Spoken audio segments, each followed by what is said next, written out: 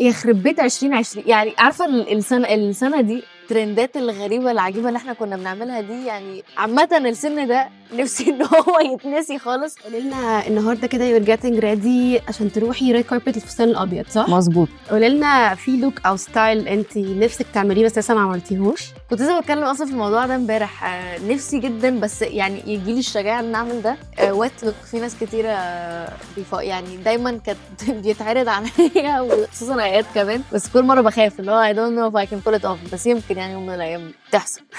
طيب عندك فاشن ادفايس تحبي تقوليها لنفسك وانتي اصغر شويه؟ يخرب بيت 2020 يعني عارفه السنه دي اللي هي كانت الفيسكو جيرل ترندات الغريبه العجيبه اللي احنا كنا بنعملها دي، يعني عامه السن ده نفسي ان هو يتنسي خالص.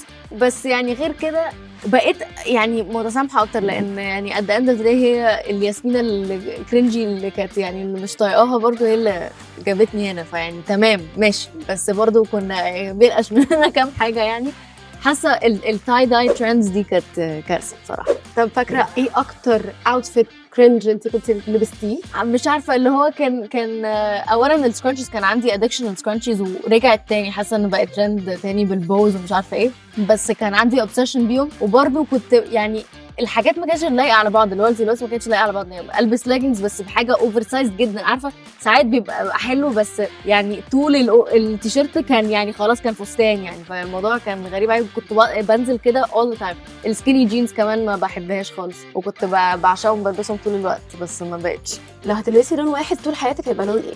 الازرق.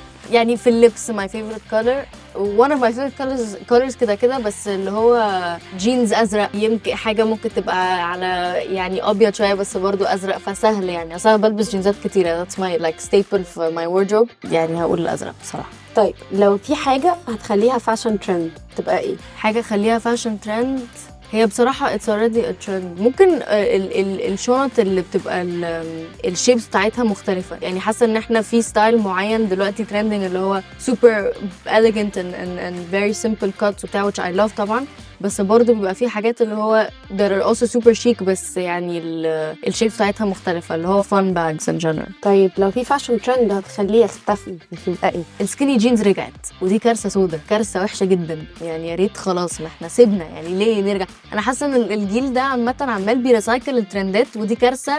اللي هو ايه؟ طب مش الدرجات دي، ما احنا عندنا سوشيال ميديا، اخترعوا حاجه. السكيني جينز بجد مش مصدقه الناس، وبعدين بيلبسوها بطريقه غريبه وتشانكي سنيكرز ومش عارفه ايه كارثه، وحشين قوي. I agree with you.